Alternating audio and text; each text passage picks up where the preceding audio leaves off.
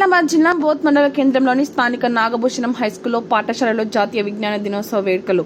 విజ్ఞాన దినోత్సవం సందర్భంగా పిల్లలు చాలా రకాల పరిశోధన మోడల్స్ చేసి ప్రదర్శించారు. పాఠశాల విద్యార్థులు తయారు చేసిన వాటిలో చంద్రయాన్ 3, సోలార్ సిస్టమ్, బయోగ్యాస్ అగ్నిపర్వతం, వాటర్ సైకిల్, కూరగాయలతో డిజైన్స్ మొదలగు ప్రదర్శనలు ఆకట్టుకున్నాయి. ఈ కార్యక్రమంలో పాఠశాల కరెస్పాండెంట్ కిషోర్ కుమార్, ఉపాధ్యాయులు, విద్యార్థులు పాల్గొనడం జరిగింది.